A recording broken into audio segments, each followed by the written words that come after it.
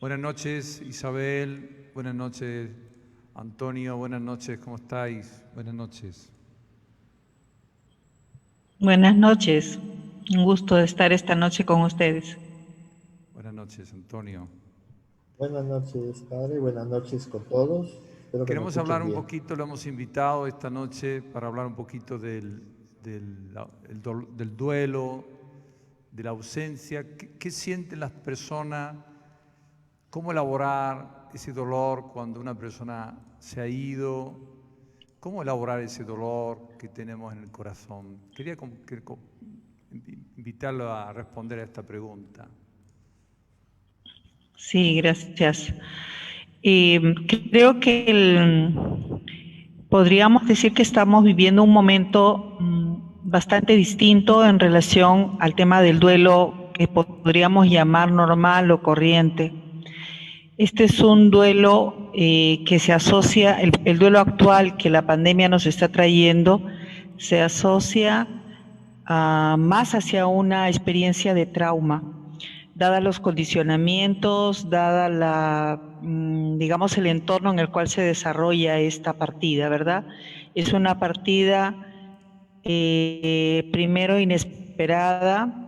Segundo, generalmente no es de un solo miembro de la familia, sino muchos.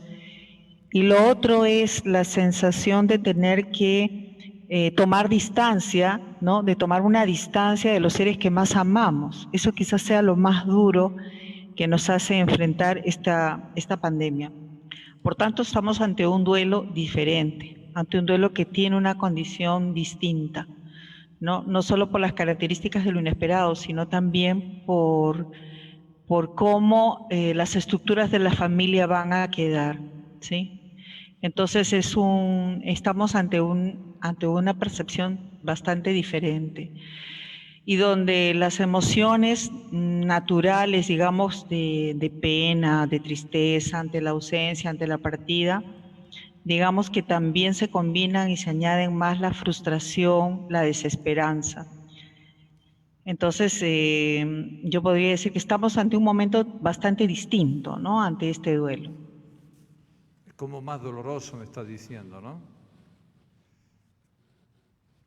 Diferente, diría, diferente, distinto. Dijiste que tiene una connotación de trauma. ¿Qué significa una connotación de trauma?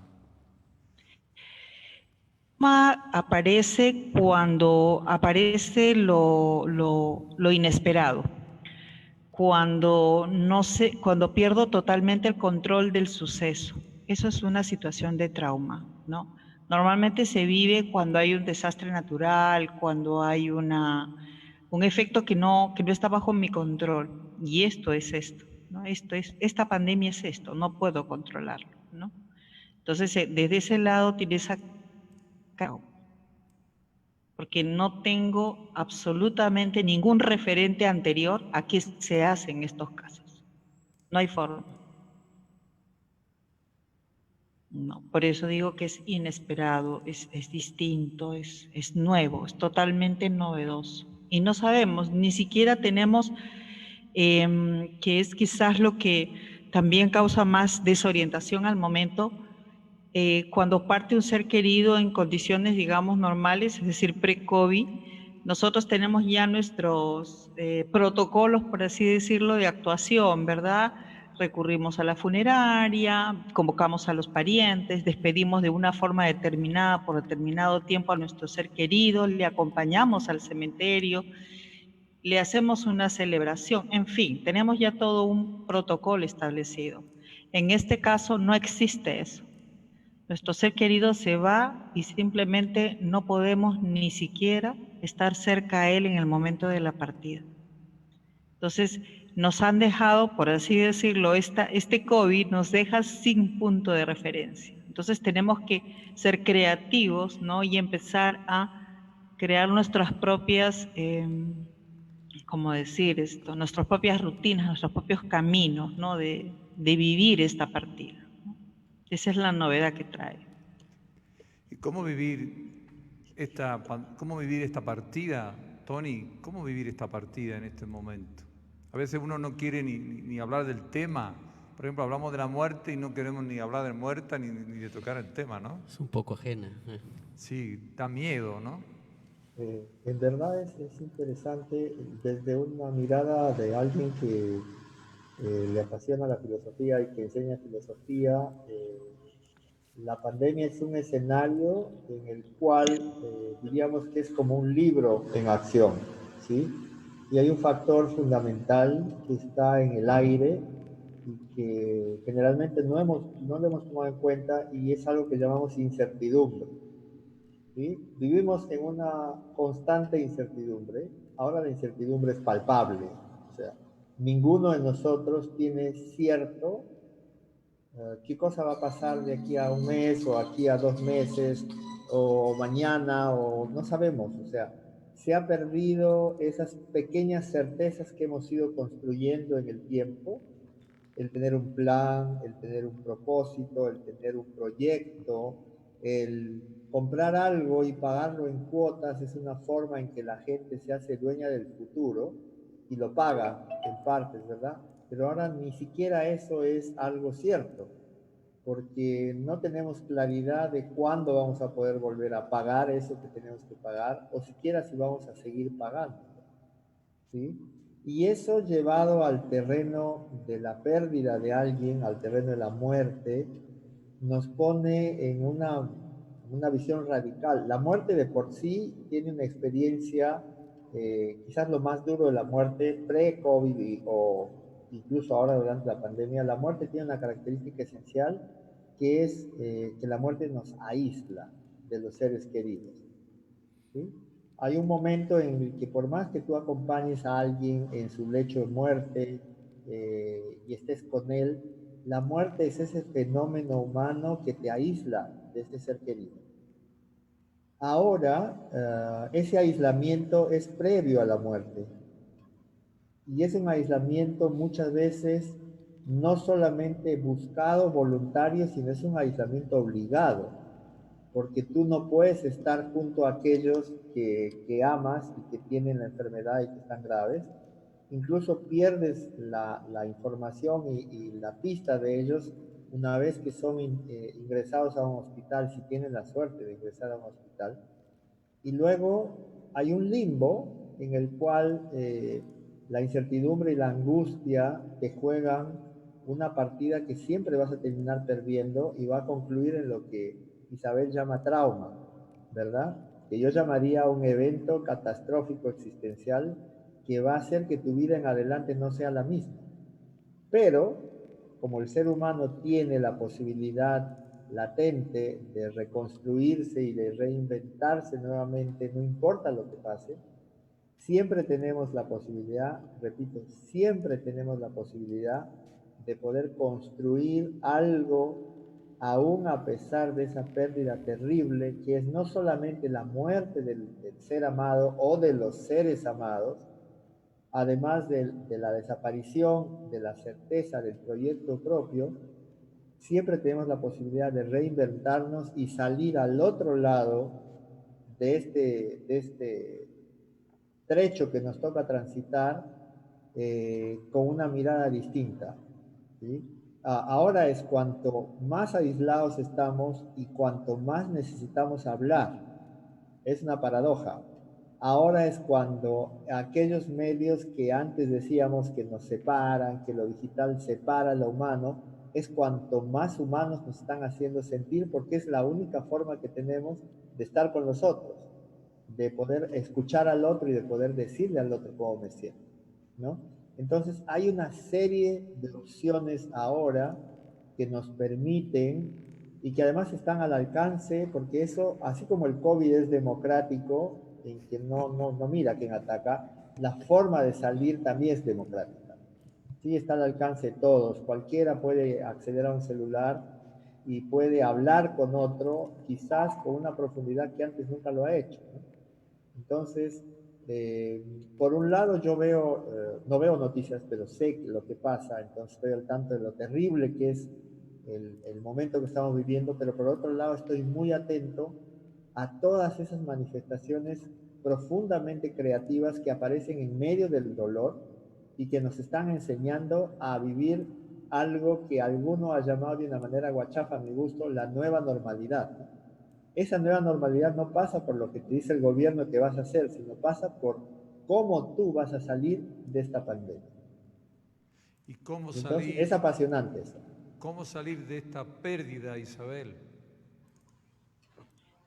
Sí, lo que menciona Tony, definitivamente el hecho de estar, por ejemplo, en esta plataforma es un primer paso para manifestar, para comunicarnos, para expresar lo que vamos viviendo, esta emocionalidad de la que hablaba, ¿verdad? De estos sentimientos de frustración, de ira, de tristeza, este abanico de emociones y sentimientos que se activan, ¿verdad? Tras la partida de un ser que amamos. Y lo que viene a continuación y que no es inmediato, pero sí es un proceso, es trabajar hacia la aceptación. Aceptación de que la muerte es parte de nuestra existencia, ¿no? Y eso es un punto previo, preliminar para poder trabajar, ¿verdad?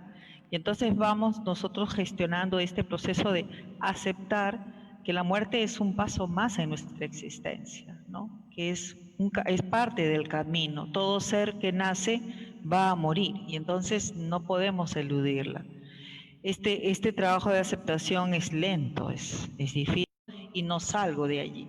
Entonces, no estamos hablando de eso como aceptación, eso no es aceptación. Aceptación es incorporar el hecho de la partida en mi existencia y pasar a vivir de otra forma, querido.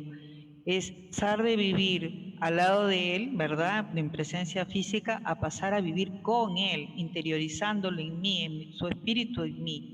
Y eso es un proceso, definitivamente. Bueno, mira, algo el antes y el ahora, ¿no? Es tan importante. El antes estaba y se hablaba de la muerte, pero en un sentido, puede llamarlo como muy racional. Pero hoy lo sentimos cerca, es decir, ¿cómo comunicarlo eso en el diario, por ejemplo, en la familia, en el diario, en lo cotidiano que nos estamos encontrando? Porque a veces cuando escucho a las familias y yo les invito a hablar, hay que hablar de la muerte como algo real, como algo que luego lo vamos a tener que afrontar, ¿no? A veces cuando escucho, por ejemplo, a mi sobrina de 6 años, ella tiene una cierta connotación, por ejemplo, de lo que va a pasar, ¿no? Si yo salgo, me expongo, si su papá o su mamá se expone. Pero ¿cómo llegar a tener una comunicación asertiva en este sentido? A mí me gustaría decir algo y en relación a lo que decía Isabel. Todo el mundo dice que la pandemia desnudó la poca calidad y vamos a decir, lo primitivo de nuestro sistema de salud, pero también desnuda y pone como en herida una forma de pensar acerca de las relaciones y de la muerte que lo que ha hecho es construir una idea artificial de que somos intocables y somos inmortales y que nada nos puede pasar, ¿no? Especialmente si somos jóvenes. Pero esta situación de ahora nos pone como una cachetada en la cara que te dice, oye, no eres intocable, no eres inmortal, y por más que seas joven, igual te va a pasar, ¿no? Te puede pasar. Entonces, quizás también, y es una esperanza mía, es un momento adecuado para que replanteemos no solamente reformar el sistema de salud, sino también el sistema no tanto educativo, sino lo que en las casas hablamos con los hijos, lo que compartimos con las personas que acompañamos, que tutoreamos o que son más jóvenes y que escuchan nuestra voz, ¿no? Esa idea de que el ser humano tiene límites es una idea que todas las corrientes han tratado de borrar para decir que el cielo es el límite y que podemos conseguir lo que queremos. Ahora nos estamos demostrando a nosotros mismos que no es tan así, que esos límites, la conciencia de tener límites va a permitir ser precavido, va a permitir ser consciente, cuidadoso, saber qué nos puede pasar y al mismo tiempo, lo cual es fundamental, nos va a permitir tener una conciencia de que hay un otro al cual mis actos afectan, ¿no? Ahora, eso es como la moneda de todos los días. Lo que yo haga va a influir en el otro. Yo me cuido para cuidarte a ti, cuídate tú para cuidarme a mí. Cosas de esas que han salido en el camino y que lo que muestran es que esa idea de una forma de pensar la sociedad y al individuo como individuo aislado, como único, como el centro de todo, se está derrumbando, ¿no? Y hay que pensar en el individuo como parte de una relación siempre, con el otro y con Dios, porque nos hemos olvidado de los dos lados, ¿no?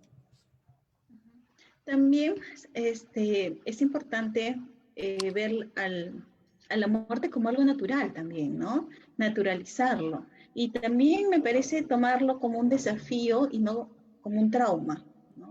Muchas veces, producto de esta situación, nos podemos traumatizar. Lo que decía el hermano, ¿no? O sea, cómo decirle a los pequeños sobre la muerte. Y quizás de una manera muy natural, hablarlos desde de como cuentos, ¿no? Las maripositas, animalitos, bajarlos desde ahí. Y también va a ser las memorias espejos, como ellos vean a sus padres que reaccionan, que se manejan, también se van a manejar ellos, ¿no? Entonces va a ser importante siempre cómo los padres se manejan, naturalizarlo y permitirse sentir tristeza, permitirse llorar, permitir sentir al ser querido que se va, ¿no? Con naturalidad, ¿no? Como lo que siempre ha sido, ¿no? Sino que ha ido cambiando esto, como dice Tony, ¿no? Bueno. Ciertamente esta nueva realidad pues nos plantea muchas preguntas, ¿no? Por ejemplo, esta mañana me tocó ir justamente a acompañar a una familia, ¿no? Y nunca había hecho unas exequias en un lugar, para mí, por ejemplo, desconocido. Y sentía mucha tristeza, te cuento.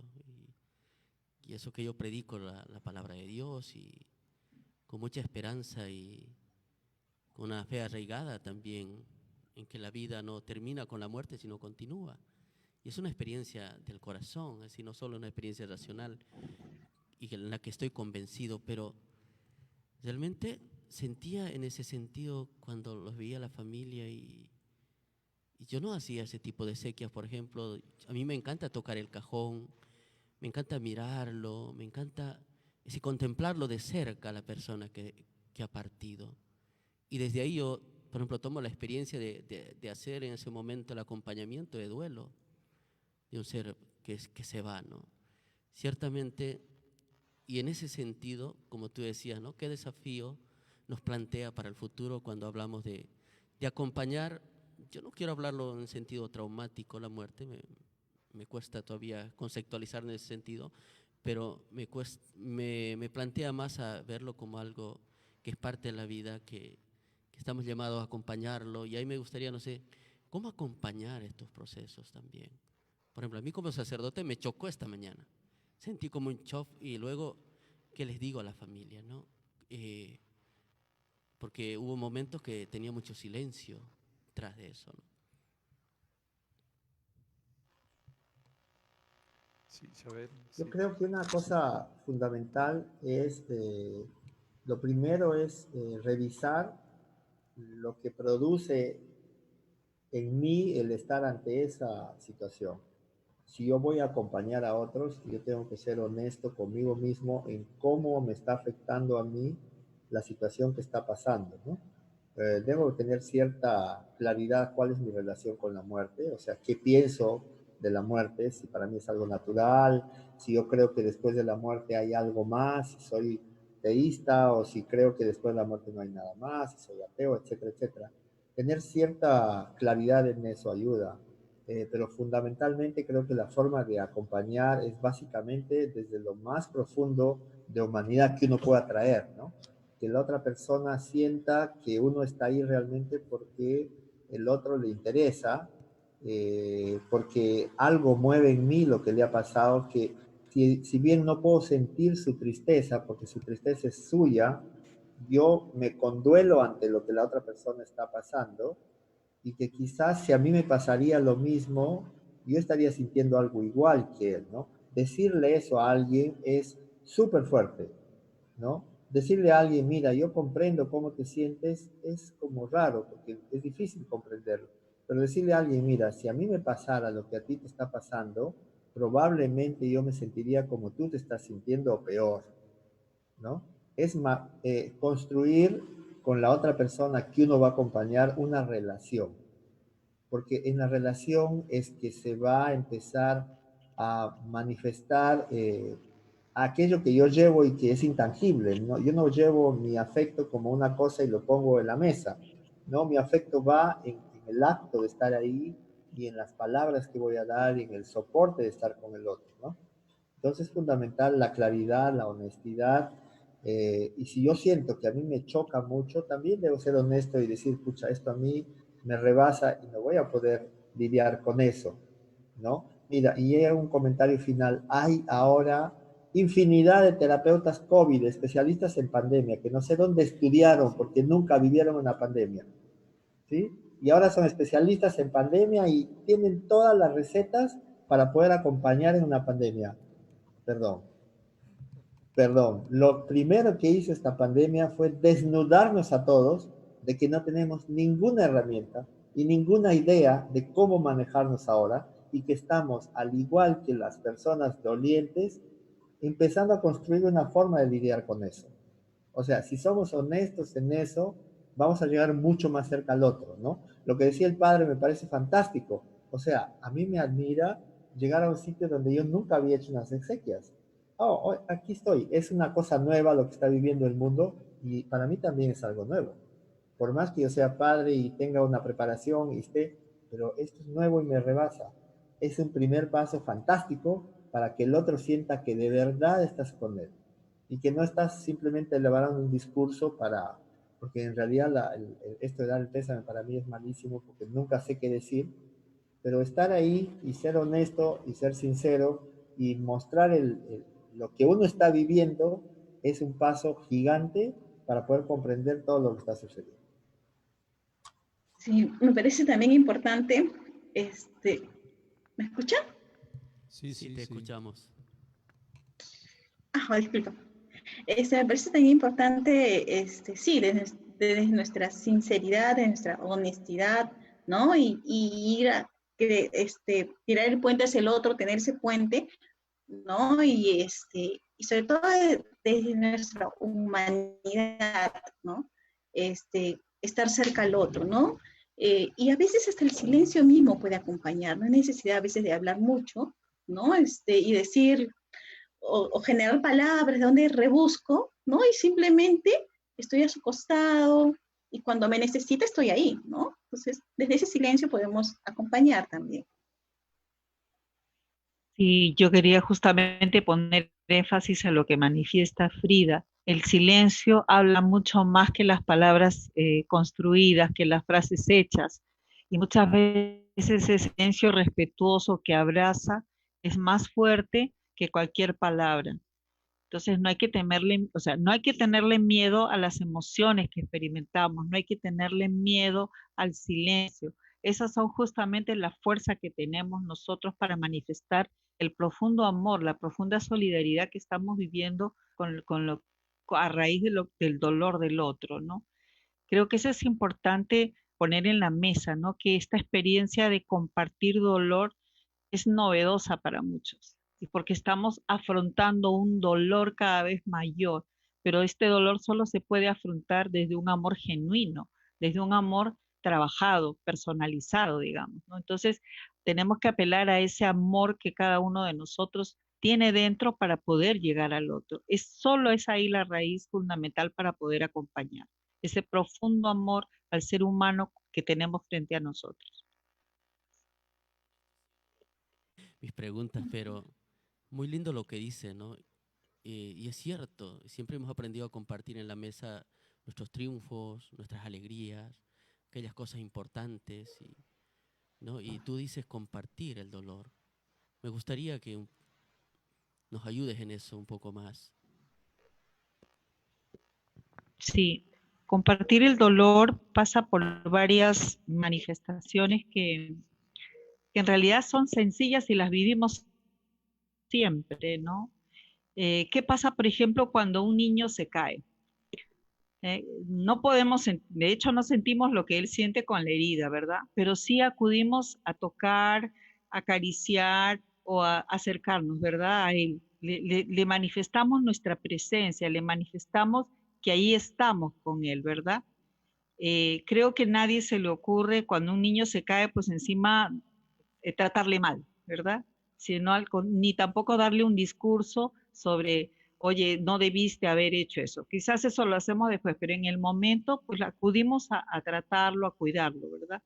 Entonces, eso es lo que yo diría nuestra naturaleza manda, ¿no? La solidaridad, lo que nuestro corazón, digamos, ¿cómo decir? Nuestro corazón contacta con el otro corazón, ¿no? No hay ciencia en esto, es vivencia 100%. Claro. No sé qué piensa Frida. Sí, lo que también decía era permitirnos, ¿no? Permitirnos quizás también expresar nuestra emoción y si están nuestros niños, ¿no? Si los niños ven que nosotros expresamos la emoción porque extrañamos a nuestro ser querido, ellos también, y explicarles por qué estamos llorando, ellos también van a aprender a reconocer su emoción. Es importante que cada uno podamos reconocer lo que sentimos y los niños van a aprender. Y eso les va a ayudar mucho también cuando sean adultos, expresar lo que sienten, ¿no? Identificar lo que sienten. Entonces, me parece que siempre va a ser importante compartir lo que estamos sintiendo. Muchas veces pasa en los padres que cuando se pierde un ser querido, sea hijo, hermano, padre, ¿no? Lo que no queremos es que nuestros niños sufran.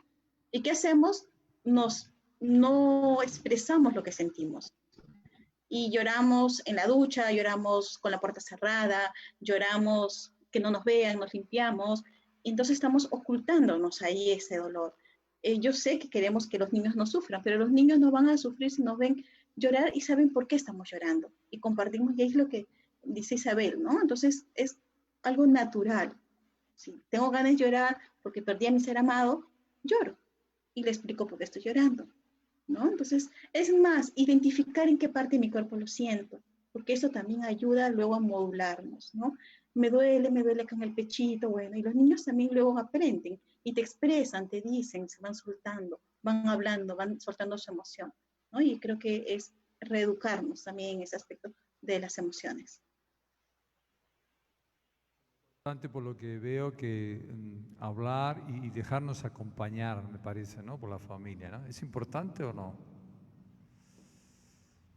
Yo quería comentar algo respecto a también en esta época de cosas que que estamos esperando que sean nuevas después de una forma interesante es la tradición normal de los velorios y de vamos a decir, entierros en nuestra cultura es una tradición de sufrimiento y de llanto, ¿no? O sea, lloramos porque se fue la persona y sufrimos y usamos negro, y usamos luto riguroso. Mi abuela usó 5 años de luto cuando murió mi abuelo.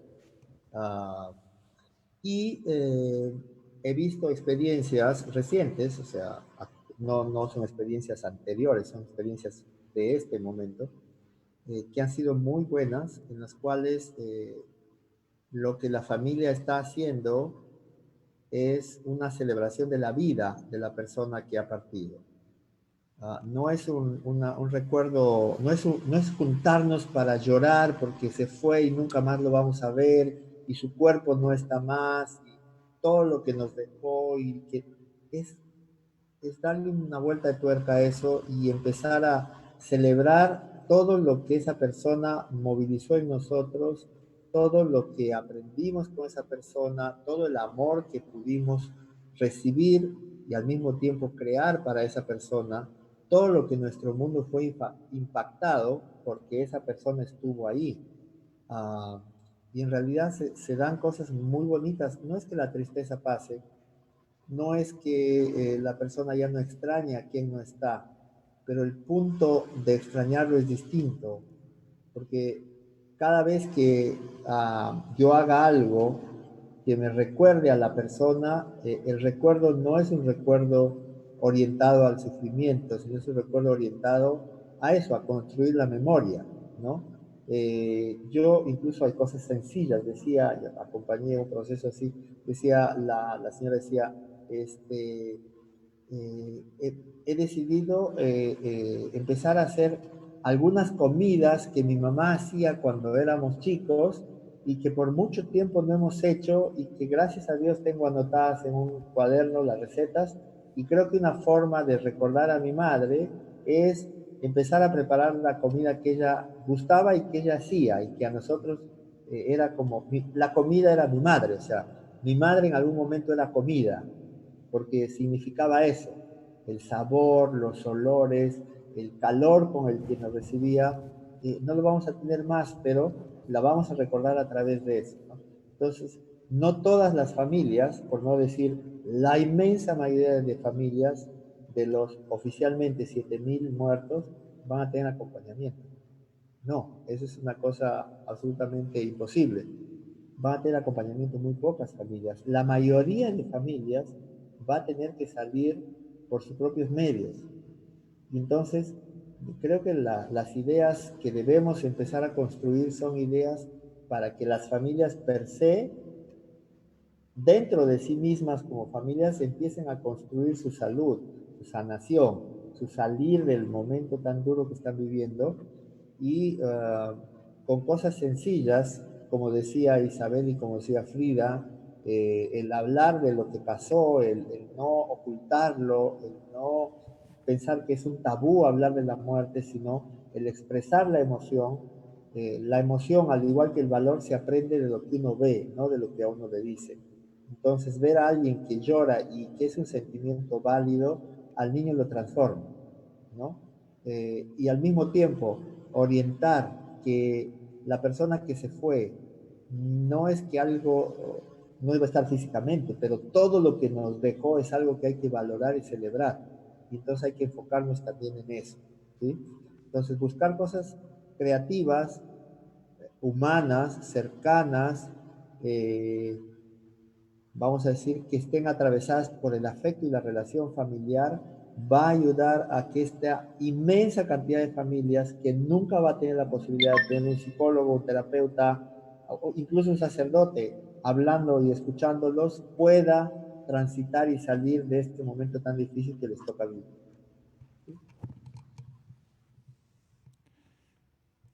Muchas gracias por el compartir de esta noche. Isabel, Frida, Tony, muchas gracias. También hermano José por este compartir. Muchas gracias, muy iluminador, y le agradezco su tiempo y su cariño. Que Dios los bendiga. En otro momento seguimos conversando. Muchas gracias. Pase un buen día. Gracias también. Gracias a ustedes. Gracias por esa convocatoria. Gracias. Muy lindo. Gracias. Muchas gracias. Buenas noches. Gracias. Muchas gracias. Gracias.